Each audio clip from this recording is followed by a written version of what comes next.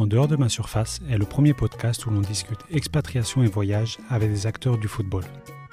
Partons ensemble à la découverte de nouvelles cultures, de rencontres, d'expériences de vie autour de ce langage universel qu'est le football. Aujourd'hui, notre invité est Jimmy Adjovi-Boko, ancien joueur mythique du RC Lens, qui œuvre depuis de nombreuses années dans l'éducation et la formation de la jeunesse africaine. Durant notre discussion, nous allons aborder de nombreux sujets. Le concept de l'Académie Diambars, qu'il a créé au Sénégal avec Bernard Lama, Saër Seck et Patrick Vieira. En 15 ans, cette académie est devenue une référence en matière de sport et d'éducation, en Afrique comme en France. Nous allons aussi discuter de l'importance du sport, que ce soit dans le développement économique, la mobilisation ou encore l'appui social à la jeunesse. Enfin, Jimmy, qui a été membre du Conseil présidentiel pour l'Afrique créé en 2017 par Emmanuel Macron, nous partagera sa vision sur la relation franco-africaine et sur le développement du foot en Afrique. Et vous allez voir qu'avec Jimmy, Lens n'est jamais très loin. Ce club qu'il a indéniablement dans sa peau. Bonne écoute. Bonjour Jimmy, comment vas-tu ? Parfaitement bien. Oui. En fait, là, comme je t'expliquais avant d'enregistrer, moi, ça fait 2 mois que j'ai lancé ce podcast de discussion avec des acteurs du foot. Et je me suis rendu compte, en parlant notamment avec Pascal Lafleuriel qui est en Centrafrique, avec Ludovic Debrue qui est à la FFF qui développe plein de projets à l'international, ou avec Corentin Martins qui est le sélectionneur de la Mauritanie, que l'Afrique revient tout le temps dans nos récits. Dès qu'on parle avec des acteurs du foot français qui partent à l'étranger, il y a l'Afrique qui arrive. Donc aujourd'hui, je suis très content de t'avoir. Toi qu'on peut considérer comme un ambassadeur de luxe entre la France et l'Afrique. Merci beaucoup d'être là. C'est un plaisir. Je vais te laisser te présenter et commencer un peu notre voyage comme ça, si ça te va. D'accord. Alors Jean-Marc Adjovi-Boko. Donc j'ai été footballeur professionnel pendant 13 ans en France, capitaine de l'équipe nationale du Bénin. Je suis né au Bénin en 63, donc j'ai 57 ans, 58. Mais j'ai quitté le Bénin à l'âge de 2 ans. J'ai grandi en France. Et je suis retourné au Bénin pour jouer pour l'équipe nationale à l'âge de 33 ans. Ok. Ah, tu n'étais pas retourné entre 2 et 33 ? Du tout. Donc, j'étais retourné en Afrique, plutôt au Sénégal, mais je n'étais jamais retourné au Bénin. Donc j'ai fait une carrière en France à Amiens, Rouen, Tours. Après Tours, j'ai fait Lens pendant 6 ans. J'ai fini ma carrière en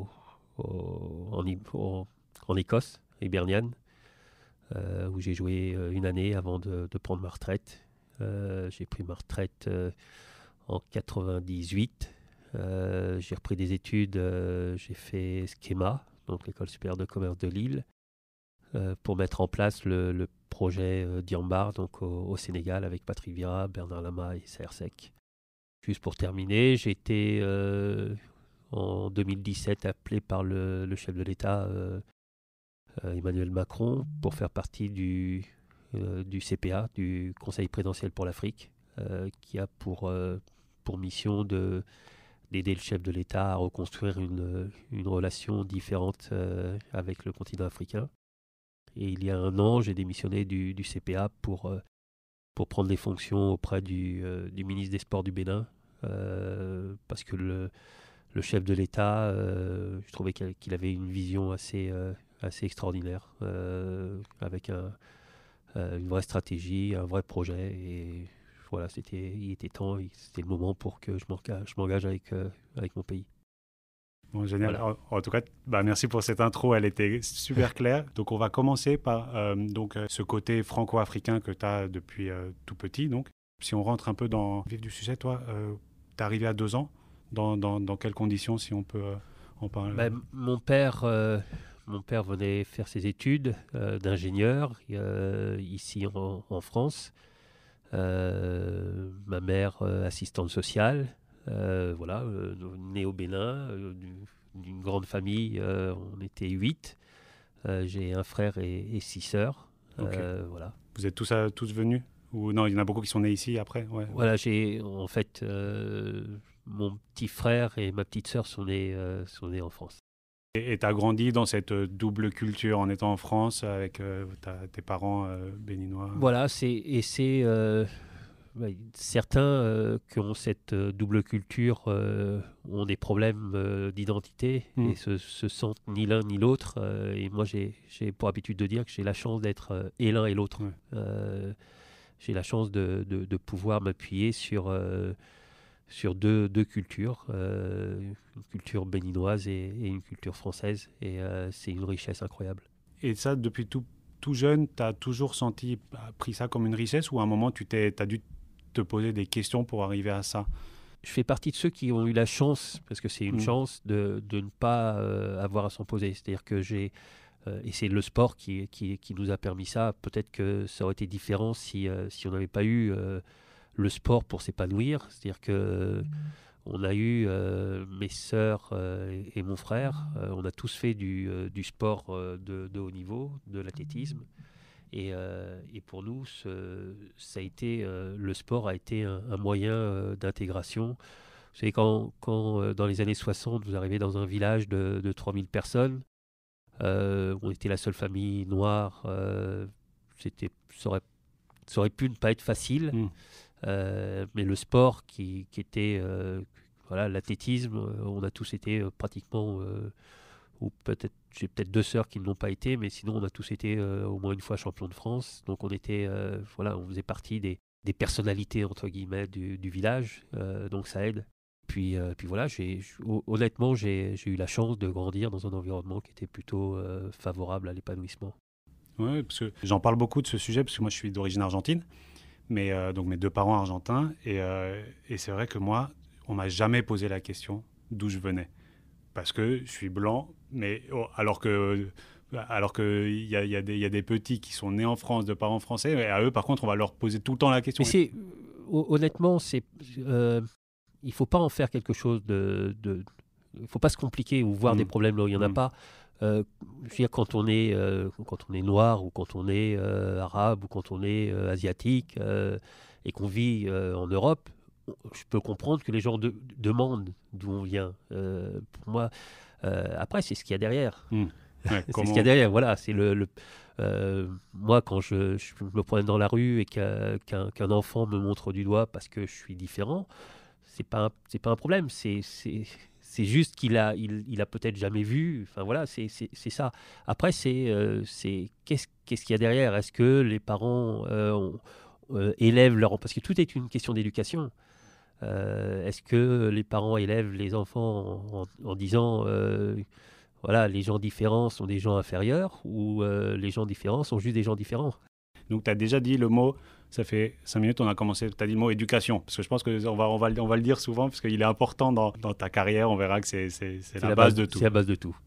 C'est la base de tout, on est d'accord. Et donc après, tu as fait une carrière très connue pour tes années à Lens, où c'est la fameuse... tu vas voir qu'on va toujours jongler entre le foot et ce qu'il peut y avoir à côté du foot. Donc, et tu as été professionnel, ou tu as joué pour la première fois en première division à 28 ans. C'est un peu... En première division, effectivement. Ouais. Pas professionnel. Pas professionnel, parce que tu étais déjà professionnel avant, mais en première division. Et est-ce que ça a été toujours un objectif? Non, ça n'a jamais été un objectif. Même le fait de devenir professionnel n'a jamais été un objectif. Ça m'est tombé dessus. En fait, j'explique souvent, mais le football, pour moi, c'était juste un jeu. Ah ouais.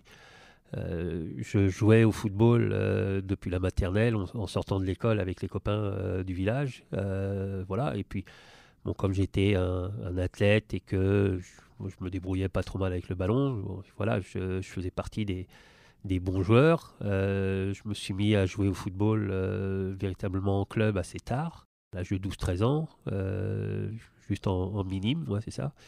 Je suis passé par une phase où le sport était, enfin le football était vraiment juste le moyen de passer des bons moments avec les potes. C'était ça. Jusqu'au jour où en deuxième année de minime, on joue contre le club référent qui était Chantilly, où on sortait tous les grands joueurs, et l'entraîneur, on joue en match de Coupe de Picardie, et je tiens l'équipe d'Henri Laville, qui était le tout petit club. Je le tiens un petit peu à bout de bras. Et puis, donc à la fin du match, il vient me voir en me disant j'aimerais que tu viennes à Chantilly. Et moi, je lui réponds, je ne vois pas pourquoi j'irais à Chantilly. Moi, mes potes, ils sont là, quoi. Et il n'a pas compris que je puisse lui répondre ça. Et je n'y suis pas allé parce que ça ne m'intéressait pas. J'avais pas l'intention. Enfin, pour moi, le football, c'était juste passer un bon moment avec les copains. Et l'année d'après, j'ai eu la chance, donc en première année cadet, je faisais mes études en seconde à Creil et j'ai rencontré en fait un des joueurs qui jouait à Chantilly et qui m'expliquait, qui jouait en championnat de France cadet, qui m'expliquait tous les déplacements qu'il faisait avec le maillot Coca-Cola, et qui me faisait rêver, quoi. Et puis à la fin de l'année, je dis écoute, ça me plairait bien, et du coup je suis rentré à Chantilly où j'ai fait une super carrière en cadets nationaux, tout en faisant mes études dans le sud de Paris, à Air France, dans l'aéronautique. Et je m'entraînais qu'une fois par semaine, alors que les autres avaient 3 ou 4 entraînements. Mais comme j'avais des aptitudes physiques et que je m'entraînais tout seul contre un mur dans mon école dans le sud de Paris, et puis je courais, j'ai fait une belle saison où j'ai été titulaire toute la saison. Et après, tu as fait ta carrière surtout après, comme j'étais dans le sud de Paris et que ça m'ennuyait de ne pas m'entraîner, lors de ma dernière année, ma 3e année d'études, j'étais junior 2e année. Le Paris Saint-Germain-en-Laye, c'était pas trop loin. Du coup, j'ai signé au Paris Saint-Germain et j'ai joué en junior au Paris Saint-Germain. Tac, tac, tac, Lens, ta carrière à Lens qu'on connaît et que les Lensois se rappellent aussi très bien. Et après, tu as eu une année, on va en parler rapidement, parce que pour parler après des autres sujets, mais une année en Écosse. Donc la première fois aussi, tu partais, en tout cas pour le travail, pour le foot, tu sortais de France. Oui, alors pourquoi l'Écosse ? J'ai arrivé à 34 ans. C'était ma fin de carrière et j'ai toujours adoré le football anglais, enfin anglo-saxon. Et j'ai essayé d'aller en Angleterre, et puis c'était un moment où le football français n'était pas vraiment très reconnu. Et j'ai eu une opportunité en Écosse, j'y suis allé et je ne le regrette pas parce que j'ai vécu une année exceptionnelle. Pas d'un point de vue sportif parce qu'on est descendu, mais d'un point de vue humain. Le club Hibernian où j'ai joué, c'était un club extraordinaire, des passionnés, et puis voilà, je me suis éclaté. J'ai été élu meilleur arrière-gauche des 25 dernières années du club, et j'ai encore aujourd'hui des relations avec les supporters là-bas qui sont extraordinaires. C'est marrant que dans les deux clubs, en tout cas si on regarde Lens, tu as eu des relations un peu uniques, privilégiées avec les supporters, non ? Oui, parce que l'un comme l'autre, en fait, ce sont des clubs où les gens reconnaissent la valeur du travail. Là-bas en Écosse, vous êtes défenseur, vous faites un tacle, le public est debout. À Lens, c'est pareil, vous débordez, vous allez tacler, le public aime ça. Et c'est cette reconnaissance du travail. Et ça correspond à mes qualités et à mes valeurs. Et il y a aussi autre chose, c'est que dans le Nord-Pas-de-Calais, comme en Écosse, les gens aiment les gens. Et c'est vrai que j'ai une faculté à aller vers les supporters. Et ça s'est très très bien passé en Écosse comme dans le Nord-Pas-de-Calais. Et après, donc, à quel moment où tu as commencé à t'imaginer, parce que, donc, à essayer de créer une académie, après on va y venir, mais à quel moment tu as réfléchi un peu à ton après-carrière ? C'est pas du tout à la fin. Tout au long de ma carrière, j'ai toujours pensé à l'après. Pour la bonne et simple raison, c'est que je me suis toujours dit la carrière elle peut s'arrêter du jour au lendemain. Donc j'avais la chance d'avoir fait des études, d'avoir eu un boulot dans l'aéronautique. J'étais électronicien sur instruments de bord sur Airbus et Concorde. Et je me suis toujours dit, si ça s'arrête, qu'est-ce que je fais ? Et en fait, tout au long de ma carrière, je me suis aperçu qu'on avait la chance de rencontrer des partenaires dans plein de domaines, des sponsors du club, qui auraient même presque payé pour que vous veniez dans leur entreprise pour rencontrer les gens. Donc moi, ce que je faisais, c'est j'allais voir notamment dans l'informatique, parce que j'étais attiré par l'informatique, j'allais voir les partenaires et je leur demandais de faire des stages dans leur entreprise. Et ça leur semblait complètement incongru. Et moi, je me disais, c'est une chance extraordinaire que de pouvoir échanger avec des chefs d'entreprise, de pouvoir et de préparer comme ça la suite. Et c'est comme ça que j'ai préparé mon après-carrière. Et à la fin de ma carrière, j'ai repris des études. Je le disais tout à l'heure, à l'ESC Lille, enfin à Schema, pour mettre en place un projet. Parce que je me disais que pour pouvoir mettre en place un projet ambitieux, il fallait avoir les connaissances, l'expérience, l'expertise. Ok. Tu as fait une formation, c'était dans le management du sport ou c'était dans le management? Pas du tout. C'était une école de commerce et on commençait à l'époque à peine à former on n'avait pas encore de formation de manager. Ouais. Donc c'était il y a plus de 20 ans. Donc je pense que je faisais partie des premiers dans le domaine. C'est là où tu as réfléchi, tu as vraiment voulu développer Diamba. Alors voilà, ça a été avant de terminer ma carrière. On en parlait avec Bernard Lama, qui est un ami avec qui j'ai joué à Lens, et qui est resté un ami, un grand frère. Et Saher Seck, qui est un opérateur économique dans la pêche au Sénégal, qui est président de la fédération, vice-président de la fédération et président de la ligue professionnelle de football au Sénégal, donc qui est le 4e membre fondateur. Donc il y a Patrick Vieira, Bernard Lama, Saher Seck et moi. Et on en parlait, Patrick est arrivé après, on l'a sollicité, mais avec Bernard, parce qu'on en parlait pendant que j'étais encore joueur avec lui, on parlait de ce qu'on allait pouvoir faire après, et avec Saher, j'allais souvent en vacances là-bas, et on parlait de la formation des jeunes, voilà. Donc je suis arrivé à me dire, pour pouvoir répondre à cette problématique de formation de jeunes, à un moment où il y avait pas mal de transferts de jeunes footballeurs africains en Europe, pas toujours dans les meilleures conditions. C'était en train de prendre une vitesse, non? Ces échanges internationaux de joueurs africains qui venaient, c'était en train d'arriver à un autre niveau.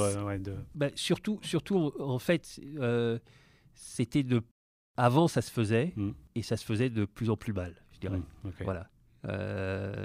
Et pour nous, la réponse à ces transferts de jeunes footballeurs, ou même ça frisait le trafic, c'était de mettre en place sur notre continent les conditions pour que les jeunes puissent être formés dans les mêmes conditions qui peuvent être formés ici en Europe. Et pour moi, c'est au-delà du football, c'est la réponse à ces problèmes d'immigration. Tant qu'on n'aura pas compris que pour pouvoir freiner cette immigration, il faut qu'on puisse avoir dans les pays d'origine un cadre et les conditions de développement et d'épanouissement de notre jeunesse. Et voilà, donc le projet, c'était répondre à ça. Et on a commencé, on a créé l'association en l'an 2000. Et j'ai créé l'association au moment où j'étais encore sur les bancs de l'école de Schema. Et voilà, donc les premières lignes du projet Diamba ont été écrites justement sur les bancs de Sub de Colil.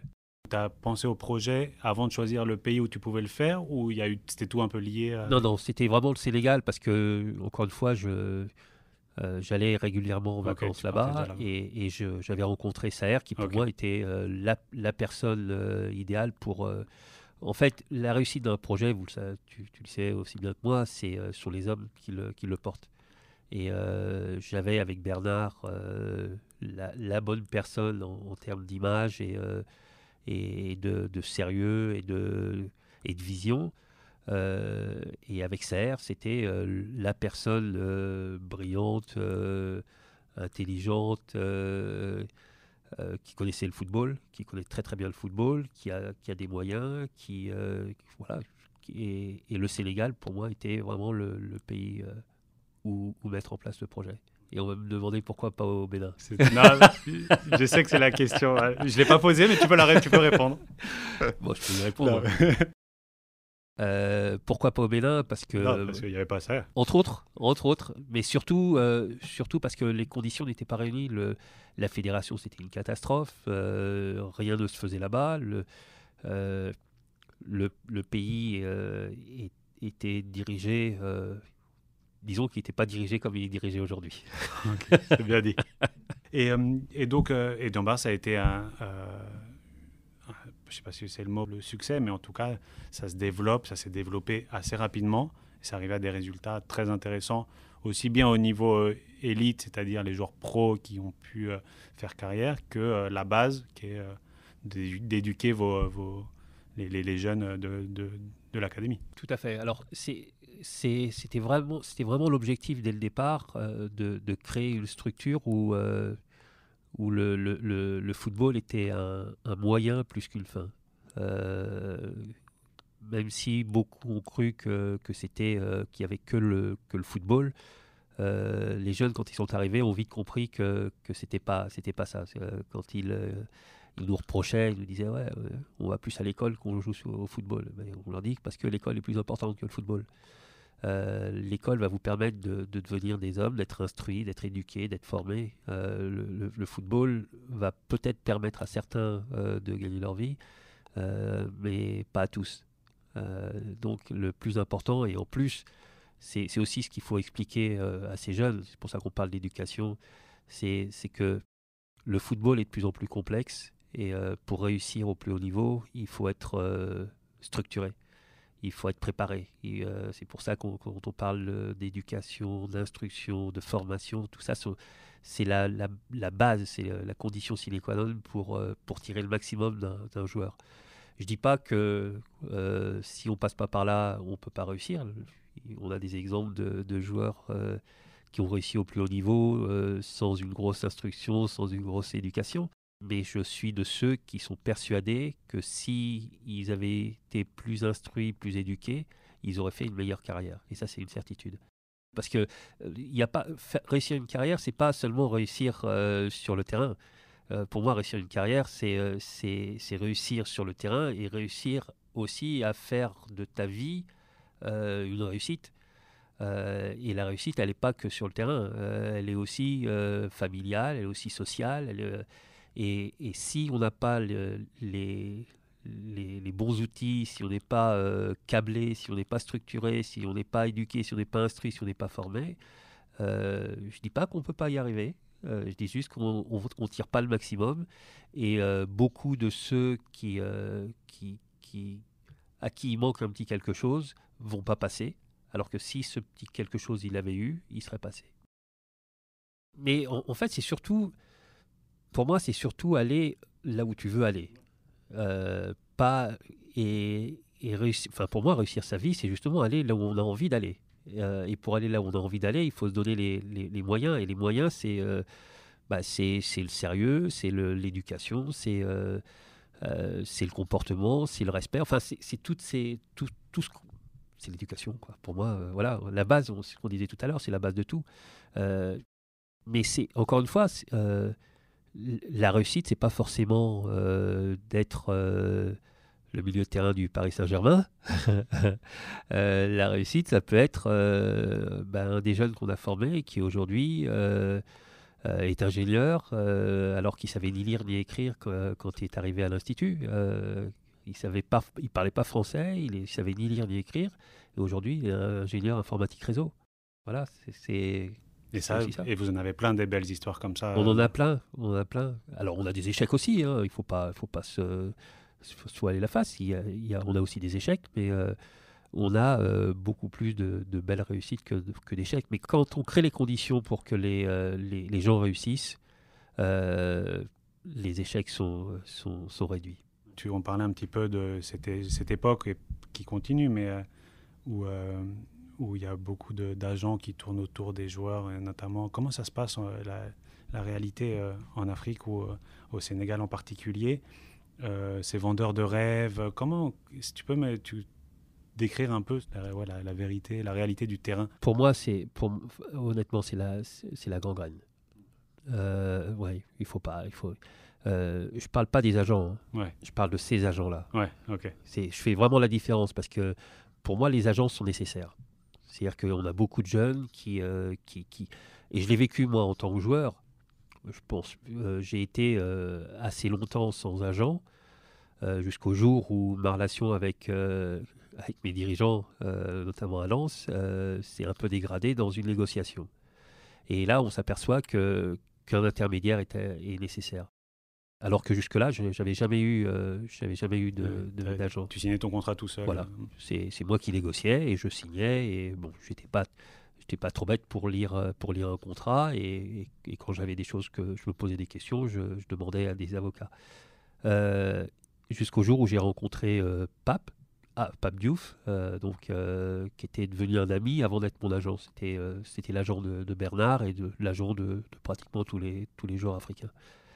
Et c'est devenu un ami avant d'être mon agent. Et le jour où j'ai commencé à avoir des problèmes justement dans la négociation avec le club, j'ai demandé à Pape et j'ai dit au club, dorénavant, il y aura une personne entre vous et moi parce qu'on peut pas avoir...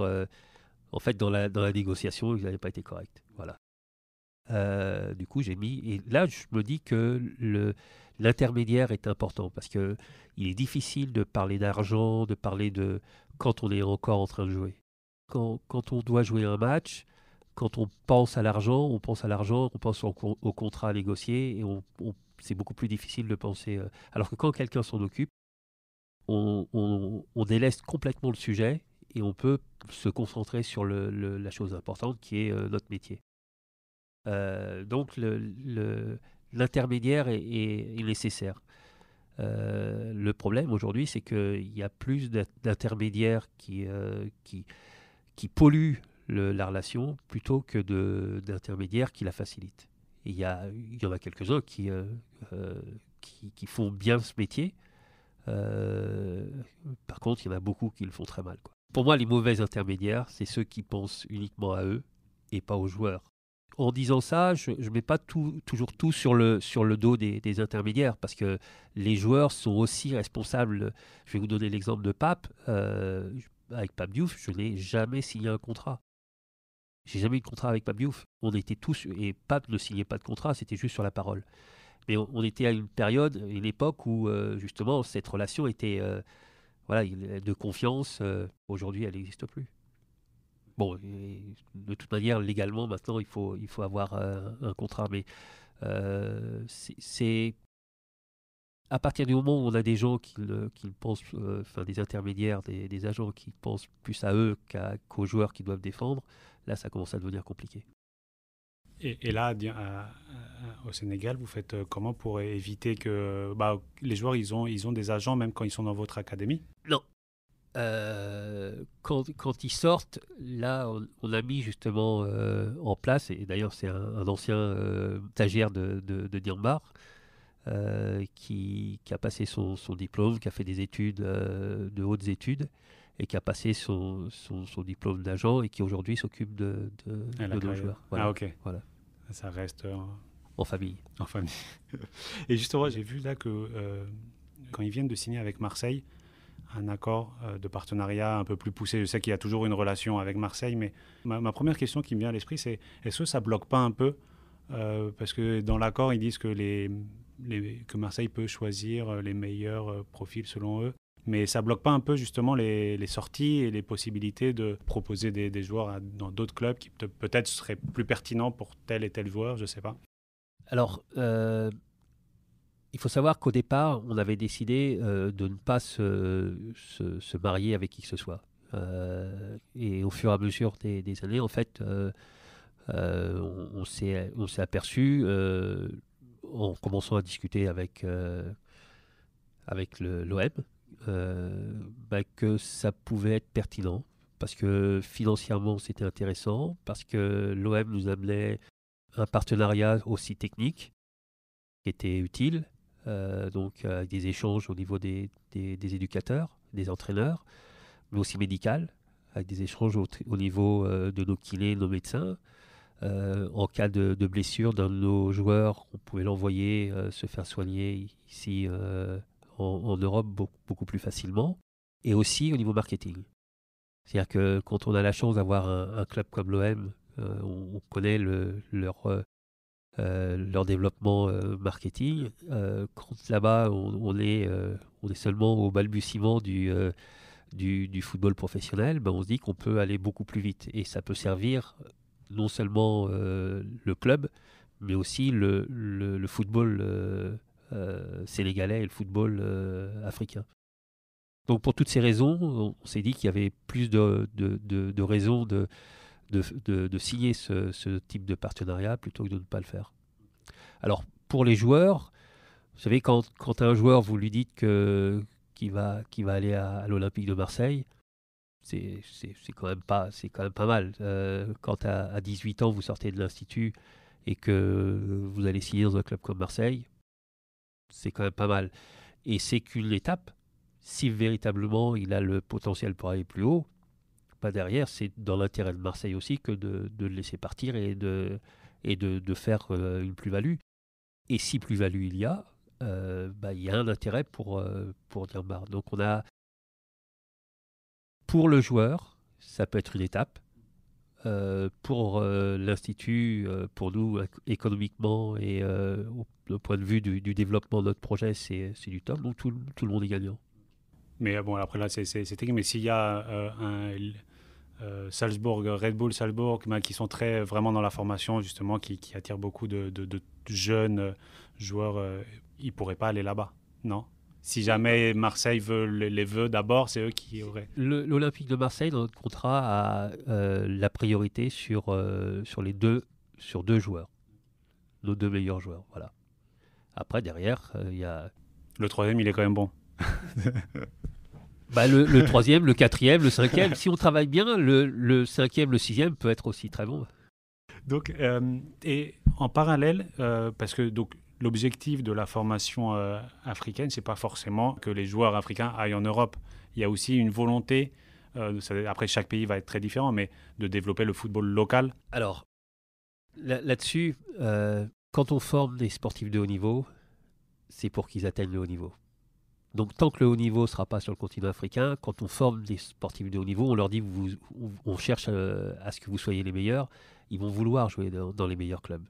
Par contre, c'est pas parce que nos 2 ou 3 ou peut-être 4 meilleurs joueurs vont partir qu'on peut pas avoir localement des joueurs de qualité. La preuve en est, c'est que depuis 10 ans, plus de 10 ans, nos meilleurs joueurs s'en vont. Et actuellement, on est en tête du championnat. La signature de nos jeunes dans les différents clubs nous permet aujourd'hui de gagner de l'argent et de continuer à développer notre projet. Donc, il y a un véritable intérêt à ce que nos meilleurs joueurs viennent en Europe, permettent à nos équipes nationales de progresser, et ceux qui restent permettent aux championnats locaux de progresser. Là où on sera encore mieux, c'est quand nos meilleurs joueurs voudront aller dans les meilleurs clubs et que les meilleurs clubs seront en Afrique et non plus en Europe. Donc il faut tendre vers ça, il faut chercher à tendre vers ça. On en est loin, mais le tout-puissant Mazembe, quand il forme ses joueurs, quand il va chercher des joueurs, il leur donne les conditions qui ressemblent aux conditions qu'ils peuvent avoir en Europe. Pas en termes de montant, mais en termes d'infrastructure, en termes de... Alors, même en termes de montant, si on compare le coût de la vie en Europe et le coût de la vie en Afrique, ce qui gagne là-bas, à mon avis, le rapport est pas loin d'être celui qu'on peut trouver en Europe. Donc, l'objectif, c'est que dans quelques années, on puisse avoir des championnats et on tend vers ça. Je ne sais pas si vous avez suivi le CHAN, le dernier CHAN qui s'est joué au Cameroun, qui a été excellent. Pour info, pour ceux qui ne connaissent pas, donc le CHAN, c'est le championnat d'Afrique des Nations, mais avec que des joueurs qui jouent sur le sol africain. Voilà, donc c'est en fait une Coupe d'Afrique des Nations uniquement avec des joueurs locaux. Ouais, voilà. Voilà, pas de joueurs qui évoluent en dehors du continent africain. Donc c'est une bonne. L'équipe qui gagne ce tournoi, c'est souvent ceux qui ont des bons championnats. C'est un peu lié. C'est ça. Et en fait, ce qu'on a vu pendant ce CHAL, c'est une qualité des joueurs locaux qu'on n'avait pas vu, qu'on ne voyait pas avant. Donc c'est la preuve on est sur la bonne tendance. Je ne dis pas que les championnats sont de qualité, parce que pour le moment, on a encore beaucoup de travail à faire. Mais le fait que ce CHAL nous ait montré des choses intéressantes, pour vous dire, en Afrique, les gens disent aujourd'hui que le CHAL était d'une meilleure qualité que la CAN. Pourquoi ? Parce qu'on retrouve en fait, pendant ce CHAL, des caractéristiques du football africain, qu'on ne retrouve pas au CAN, parce qu'à la CAN... C'est des joueurs européens qui ont déjà été stéréotypés. Voilà. Alors, je ne dis pas c'est bien, c'est pas bien. Je dis juste, c'est intéressant d'analyser ça pour se dire, est-ce que le football de demain qu'on veut, nous, en Afrique, c'est le football qu'on voit en Europe stéréotypé, où tout est fermé, où tout est cadenassé, ou est-ce qu'on veut un football qui correspond plus à la culture africaine, où c'est la fête, où c'est... Et si on vient aujourd'hui, c'est vraiment important, parce que dans la manière de former nos joueurs, c'est ce que je disais aux éducateurs, quand j'étais à Myanmar, je disais, voyons ce qui se fait ailleurs, mais ne faisons pas un copier-coller, parce que nous, en Afrique, on ne veut pas forcément de ce qu'on voit en Europe. Donc voyons prenons ce qu'il y a de bien, et voyons comment l'adapter à ce qu'on est, donc c'est vraiment une réflexion qu'il faut qu'on mêle, parce que si demain on n'arrive pas à avoir le football que les Africains aiment, ils iront moins le voir. Et si on fait une pâle copie de ce qu'on voit en Europe, les gens préféreront aller voir, comme c'est le cas aujourd'hui, le Real, le Barça, le PSG. Alors ça, ils iront toujours le voir. Mais si on arrive à leur donner du plaisir en ayant un football local de qualité, technique, vivant, qui correspond à ce qu'on est, on aura plus de monde dans les stades. Bien sûr. Après, le problème, c'est que plus le temps passe, plus justement cette puissance de la télé, tout le monde regarde le championnat européen, tout est tourné vers cette puissance du foot européen. Effectivement. Mais ce qu'il faut, et c'est ce que tu dis, il y a une vraie différence au niveau économique. Et ce gap, il faut qu'on arrive à le combler. Et nous, on est l'exemple à Myanmar. Le fait d'avoir négocié avec l'OM et d'avoir aujourd'hui des moyens va permettre de réduire ce gap. On est à des années-lumière de ce qu'est le football européen, on ne se compare pas. Mais voilà, il faut qu'on progresse et qu'on arrive... pour vous donner l'exemple de Myanmar, on a été à un moment, donc il y a 20 ans quand on a commencé Myanmar, et que nos premiers joueurs ont commencé à jouer, beaucoup d'anciens disaient on va revenir au stade parce que on voit du jeu. Et nos jeunes, ça jouait, ça jouait en une touche, ça driblait, ils disaient on retrouve du jeu. Et ça, c'est l'essence même du football africain. Et on a réussi à faire revenir du monde au stade, justement parce que on leur donnait du plaisir. Donc ça, si on arrive à le faire, demain, sans se comparer avec le Real, le Barça ou Manchester City ou Bayern, ça c'est une autre dimension. Mais créons chez nous les conditions pour que les gens aient envie de venir nous voir. Et après, l'avantage qu'a l'Afrique avec d'autres continents et la plupart des pays africains, c'est que tu as la qualité du joueur jeune, comme justement Pascal Lafloriel avec qui j'ai eu cette discussion, il me disait que il rigolait. En France, quand il faisait les détections, il disait il cherchait le bon joueur. Et en Afrique, les petits, quand il faisait les détections des 10-12 ans, il disait mais il est où le mauvais? Et donc, on part quand même d'une base très solide pour après, si tu fais bien les choses, arriver à donner du plaisir aux gens. Tu peux avec cette qualité de joueur. Alors ça, c'est ce que je dis. En fait, et j'ai expliqué ça au chef de l'État, Patrice Talon, la fois où on s'était vu. Je suis au Bénin. Je lui disais, en fait, le football professionnel en Afrique, on peut le comparer à un process industriel dans lequel on a la matière première, c'est dont on parle, les talents à foison. Le client final, les gens qui aiment le sport, qui aiment le foot.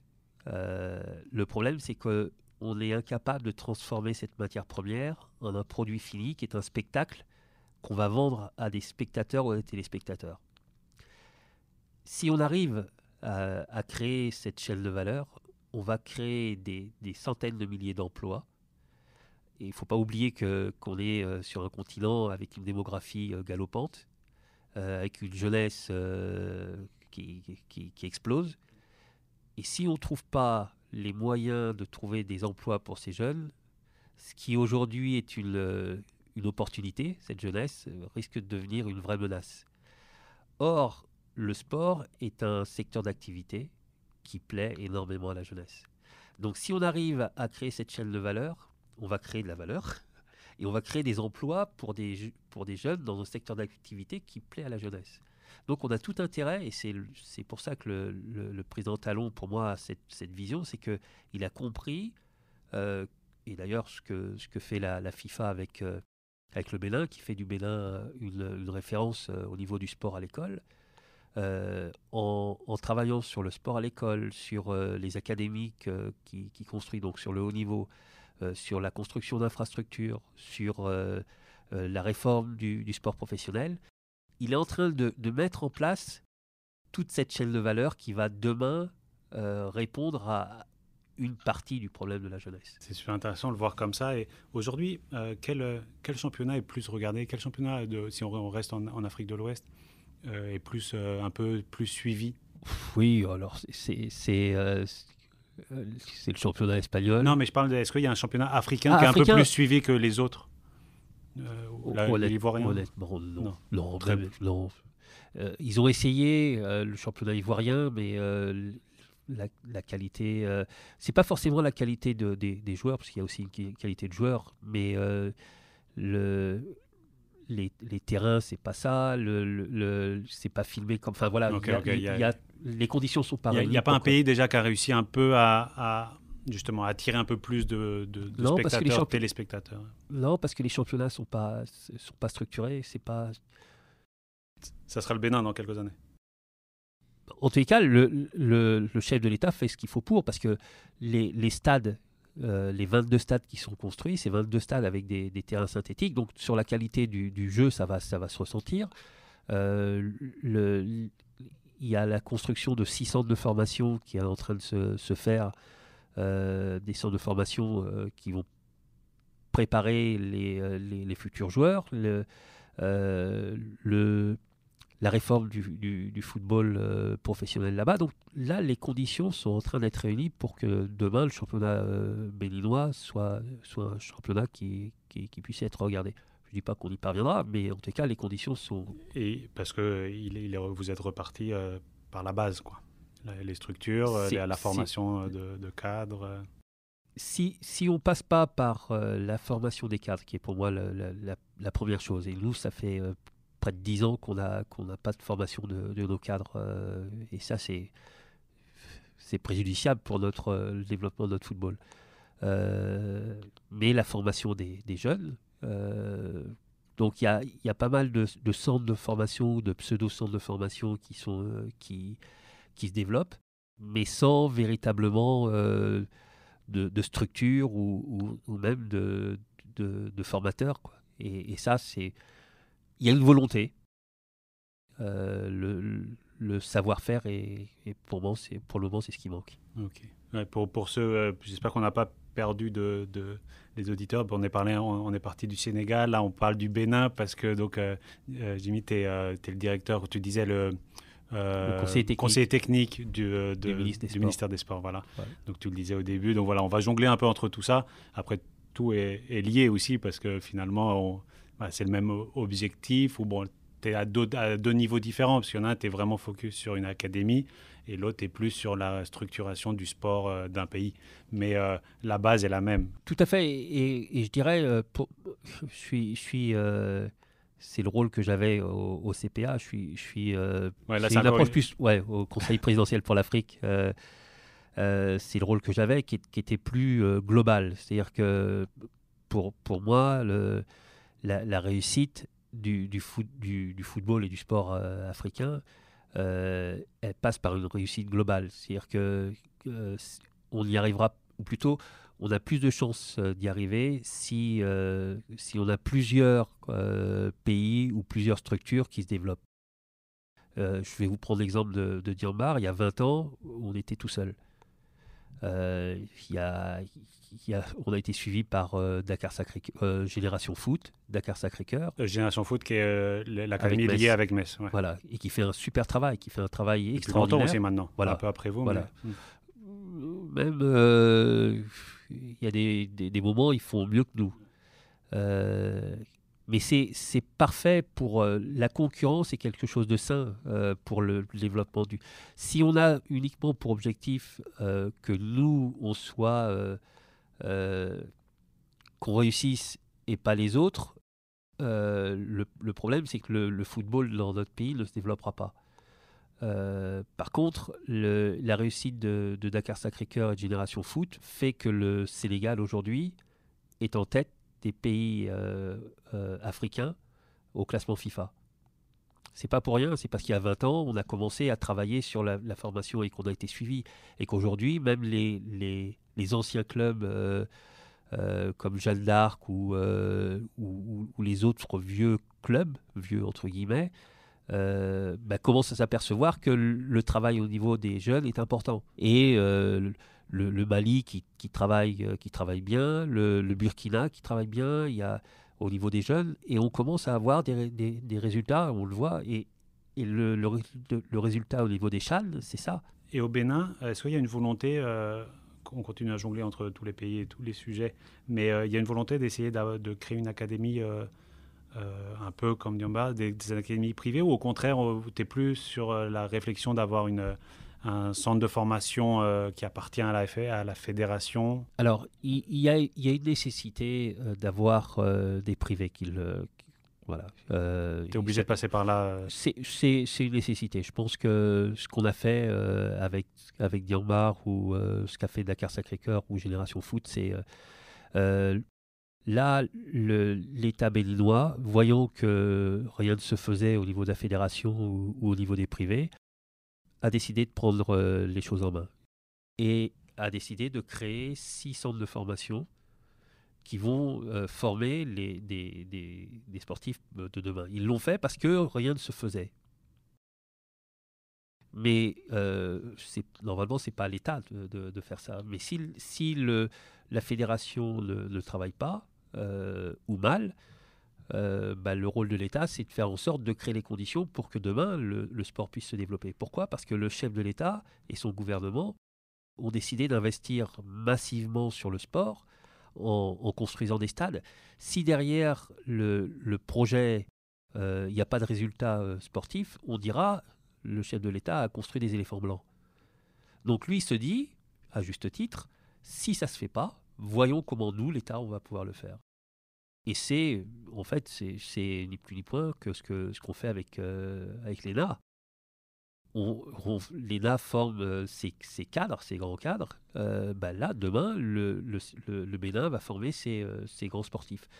Et le jour où, c'est ce que faisait la fédération avec l'INF Clairefontaine ou Vichy avant, si demain les privés commencent à bien travailler, l'État se retirera et puis laissera faire les privés. Un des précurseurs dans ces académies comme de base, c'est JMG. Jean-Marc Guillot. Ouais, on en parle beaucoup et peut-être souvent on vous compare ou on va souvent vous poser la question. Est-ce que toi, dès le début de ta réflexion quand tu voulais développer ce projet, tu avais analysé, parce que JMG c'est un petit peu avant, c'était surtout dans les années début 90, 94, non? Donc un peu avant le développement de Diamba. Est-ce que tu l'avais beaucoup analysé? Est-ce que c'était Moi, j'ai pas peur de le dire, c'était un exemple. Moi, dans ma tête, en fait, je connais Jean-Marc et on a des amis communs. Et à l'époque où j'étais encore joueur, où il a fait venir son équipe en France pour une tournée, j'étais allé les voir. Ils jouaient du côté de Laval contre les éducateurs du Maine-et-Loire. Et donc Jean-Marc m'avait demandé donc à l'époque j'étais capitaine de l'équipe nationale du Bénin et je jouais à Lens, et il m'avait demandé de leur parler. Donc j'étais allé dans le vestiaire et je leur avais parlé et je leur avais dit, je ne savais pas du tout ce que c'était. Vraiment, Jean-Marc m'avait juste dit on fait ça, blablabla, et est-ce que tu peux leur parler? Donc je leur avais parlé et avant le match je leur avais dit, montrez ce qui vous êtes et montrez, faites honneur au continent africain. Et quand j'ai vu, honnêtement, cette équipe jouer, j'en ai encore la chair de poule. Ouais. Et là, ça a fait tilt. Je dis, mais c'est Jean-Marc qui a raison. Là, pour avoir analysé ce que faisait Jean-Marc, parce que j'étais allé voir aussi à Solbelli, pour moi, il manquait un volet par rapport à ce que je voulais faire, ce qu'on voulait faire avec Bernard et Saher et Patrick après. C'était vraiment le volet éducatif. Jean-Marc était vraiment sur un projet sportif. Non pas qu'il négligeait le côté éducatif, c'est pas ça, mais il était vraiment sur un projet sportif. Et pour moi, en fait, je me suis toujours dit, parce que j'ai fait une carrière sans être passé par un centre de formation, je me suis toujours dit, si je devais mettre mon enfant dans une structure, et je voyais ce qui se passait en France dans les centres de formation, où beaucoup de jeunes sortaient à l'âge de 18 ans sans rien, sans bagage, quoi. Et je me suis toujours dit, si je fais quelque chose, ça ne doit pas être ça. Et on s'est toujours dit avec mes trois associés, on s'est toujours dit, qu'est-ce qu'on ferait si c'était nos propres enfants? Quand on part sur ça, on ne peut pas faire mal. Donc pour moi, il était complètement inconcevable d'avoir un jeune qui sorte au bout de 2 ans, qu'on lui dise t'es pas bon. Bonne chance pour la suite. Et ça, alors beaucoup nous ont dit ouais, mais tu pourras pas avoir de résultats, vous pourrez pas avoir de résultats parce que il faut écrémer, il faut on est sur un autre projet. On recrute des jeunes à l'âge de 13 ans. L'objectif, c'est que à 18 ans, ils puissent devenir de vrais citoyens et qu'ils puissent trouver leur voie, que ce soit dans le football ou autre chose. Et nous, le challenge, c'était de démontrer qu'avec cette approche, on pouvait avoir autant, voire plus de résultats que les autres. Et on l'a prouvé. Et je vais te donner l'exemple je ne citerai pas son nom, mais il y a un formateur que je devais prendre, et qui est un ami. Donc quand on a commencé à parler du projet, il me dit, alors la première année, on en prend 25, à la fin de la première année, on en vire 5. Et là, je lui dis, attends, tu veux qu'on en recrute 25 la première année, tu en vires 5, tu les vires pourquoi? Il dit, parce qu'ils ne sont pas... Alors je dis, le problème, c'est où tu t'es trompé dans le recrutement, ou il était bon au départ et il est moins bon aujourd'hui parce que tu ne veux plus, mais quoi qu'il arrive, c'est ta faute. Donc s'il y a quelqu'un à virer, c'est toi que je vais virer, c'est pas lui. Donc on n'était pas, en fait, et je comprends très bien, sa réaction, elle était normale, c'est parce que c'est comme ça qu'on fonctionne ici. Mais je lui dis, nous, c'est pas ce qu'on veut, le projet, il n'est pas là. Si on prend des jeunes, on assume les erreurs qu'on peut commettre, ou au niveau du recrutement, ou au niveau de la formation, parce qu'on n'aura pas fait ce qu'il fallait. La seule raison pour laquelle on peut se séparer d'un jeune, c'est si le comportement n'est pas bon. Voilà. Sinon, un jeune, en principe, si tu le prends à 13 ans, il reste jusqu'à ses 18 ans, voilà. Si tout se passe bien. Le cas d'Ali, dont je parlais tout à l'heure, le talibé, au bout de 2 ans, je lui ai dit, écoute, Je me souviendrai toujours du jour où il est sorti de mon bureau, où je lui ai dit ça. Je lui ai dit, tu pourras pas devenir professionnel. Et comme c'est quelqu'un de croyant, je me souviens qu'il avait fermé la porte, il avait rouvert, et il m'avait dit, monsieur le directeur, il n'y a que Dieu qui sait. Et là, je lui ai dit, écoute, Ali, je serais le plus heureux des hommes si tu devenais footballeur professionnel. Mais mon devoir, c'est de te dire que tu n'as pas ce qu'il faut pour. Maintenant, si tu me démontres que je me trompe, je serai le plus heureux des hommes. Et moi, je suis le plus heureux des hommes aujourd'hui de le voir ingénieur. Le Diambar a payé sa formation, a payé son appartement, on a tout payé pour qu'il arrive là où il est aujourd'hui. Et de voir ce qu'il est aujourd'hui, de voir qu'il fait partie d'une association qui va aider les talibés là-bas, construire des écoles, enfin, voilà, pour moi, ça, c'est la réussite.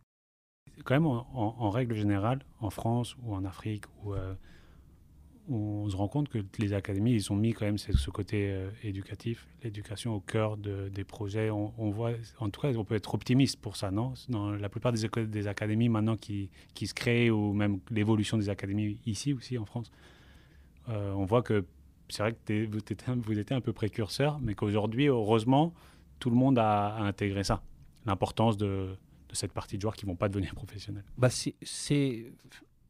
pour l'Afrique, je pense qu'on était précurseurs. Pour la France, je crois que les gens ont compris. Voilà, les gens ont compris qu'en plus, ils avaient tout intérêt. Un club a tout intérêt à développer, à éduquer et à instruire les joueurs, parce que en fait, on s'aperçoit que le football est de plus en plus complexe et plus ça va. Que ce soit les réseaux sociaux, que ce soit les relations avec les supporters, même si on a moins dans les tribunes aujourd'hui, avec les agents, avec les dirigeants, si le joueur n'est pas structuré, à un moment ou à un autre, on peut le perdre. Donc je crois que les clubs ont compris ça, mais à un moment, moi je peux vous dire que, je ne citerai pas le club, mais il y a un club où j'ai joué, où un des dirigeants a dit un jour à mon agent, tu diras à Jimmy qu'il arrête de jouer un peu les syndicalistes. Et c'est complètement absurde, parce que en fait, plus la relation est bonne entre les joueurs et les dirigeants, plus meilleurs seront les résultats. Joueurs, dirigeants et supporters. Et supporters. Et en fait, pour moi, un club, il y a quatre choses. Il y a le joueur, les dirigeants, les supporters, et une chose qu'on oublie souvent, c'est l'encadrement administratif. On le met souvent de côté, mais je peux vous dire que cette période des années 90 à Lens, le club faisait qu'un. Et nous, joueurs, on allait voir les administratifs, les commerciaux. Il y avait une symbiose. Il y avait, et quand un commercial va vendre le club et qu'il y a cette relation avec le joueur, et que quand il fait appel au joueur, le joueur est là et il va l'aider à... on sent cette dynamique. Et c'est ce qui s'est passé, ce qui nous a amené à être champion derrière. Et au moment où on commence à perdre ça, pour moi, on perd un peu l'âme du club. Et l'âme du club du Racing Club de Lens qu'on retrouve aujourd'hui. Bon, voilà, c'est ce que j'allais dire. Aujourd'hui, on sent un peu ça, non? Voilà, c'est ça. Et on retrouve exactement ce qui a fait la réussite du Racing Club de Lens des années 90. L'humilité, le travail, le dépassement de soi, enfin, qui est un peu l'ADN du Racing Club de Lens, parce que c'est l'ADN c'est l'histoire du club, c'est les mineurs, les gens qui quand ils vont au charbon, ils vont au charbon, quoi. On y va vraiment, et puis la solidarité, la fraternité, les gens, quand ils vous parlaient qui descendaient dans la mine, ils disaient on ne monte pas si tout le monde n'est pas là, quoi. Et ça, quand on arrive à recréer ça, et qu'on arrive à recréer cette